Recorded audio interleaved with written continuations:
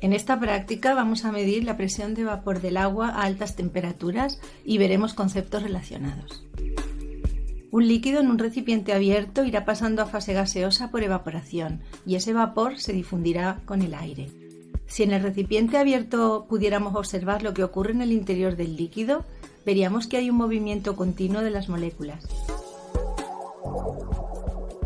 Y solo aquellas que tienen suficiente energía podrán abandonar el líquido y pasar a la fase gaseosa. Si el recipiente lo tenemos cerrado, las moléculas no pueden escapar, chocarán en las paredes del recipiente y si éstas están más frías, el vapor condensará. Por tanto, en el recipiente cerrado ya podemos medir la presión de la fase gaseosa del líquido, o sea, su presión de vapor.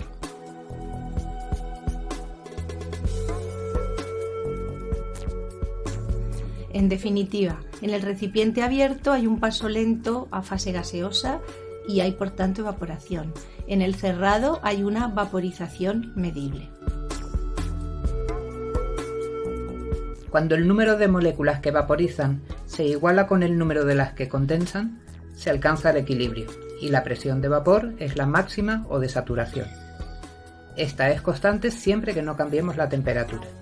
Si representamos la presión de vapor frente al tiempo, observamos que al cabo de un tiempo esta ya no cambia, se ha alcanzado el equilibrio y al valor de la presión de vapor correspondiente se le llama presión de vapor máxima o de saturación. Por tanto, a la temperatura T1, PV1 será la presión de vapor máxima o de saturación. La presión de vapor no va a depender del volumen del recipiente ni del volumen de líquido que tengamos. ¿Qué ocurre si cambiamos el volumen? Si aumentamos el volumen del recipiente, como en este caso, se producirá momentáneamente una disminución de la presión de vapor, que con el tiempo se recuperará. La presión de vapor de un líquido puro no depende de la masa ni del volumen y será constante para cada temperatura cuando se logre el equilibrio.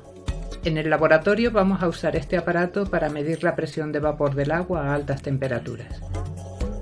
Este aparato consta de una serie de elementos, como son un manómetro para medir presión de vapor, que está conectado a un cilindro donde se introduce la muestra a la que vamos a medir su presión de vapor.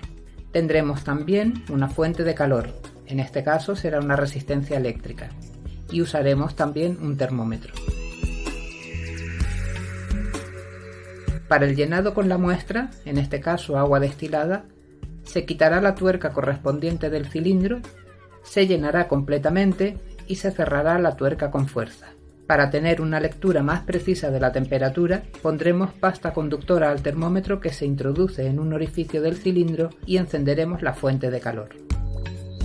¿Qué ocurre al aumentar la temperatura?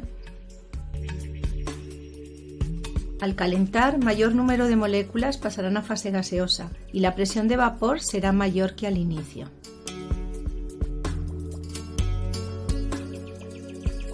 En un recipiente cerrado se observará un aumento de la presión de vapor.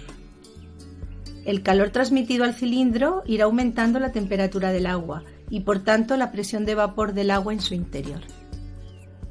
Tomaremos nota de los valores de temperatura que corresponden a valores de la presión de vapor. Observaremos cómo al aumentar la temperatura aumenta la presión de vapor. Estos valores los llevaremos a una tabla para después realizar una gráfica. Cuando lleguemos a unos 200 grados, quitaremos la fuente de calor y seguiremos tomando lecturas de presión de vapor-temperatura, en este caso descendentes. Construiremos una gráfica con los valores medios, ya que tenemos dos series de valores, presión de vapor-temperatura, una calentando y otra enfriando, y obtendremos una curva exponencial. La presión de vapor está relacionada estrechamente con la temperatura de ebullición. Sabemos que si calentamos un líquido, llegará un momento en que todo él pasará a vapor.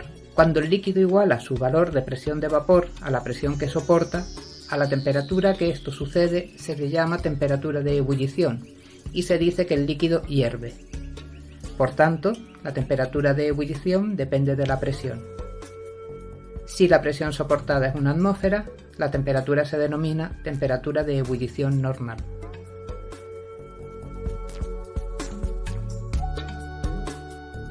Esto lo comprobamos en el laboratorio observando que la temperatura de ebullición para el agua no llega a 100 grados centígrados, porque tampoco la presión atmosférica en ese momento es exactamente una atmósfera.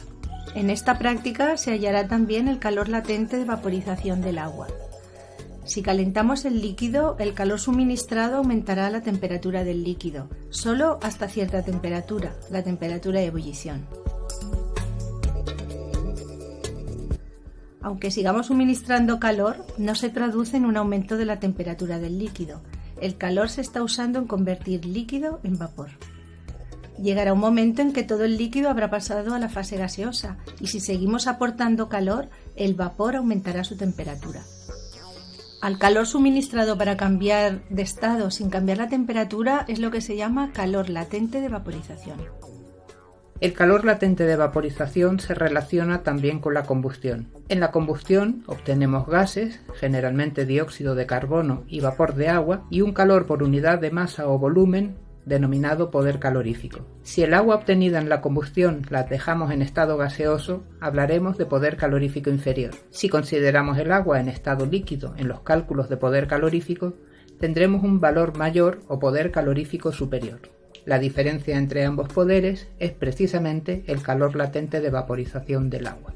Para la obtención experimental del calor latente realizamos una segunda gráfica, en este caso el logaritmo neperiano de la presión de vapor frente a la inversa de la temperatura en Kelvin. Llevando los valores experimentales de calentamiento y enfriamiento obtendremos una recta media, a la cual le hallaremos gráficamente la pendiente, y conociendo la ecuación de Clausius podremos hallar HV o el calor molar de vaporización del agua.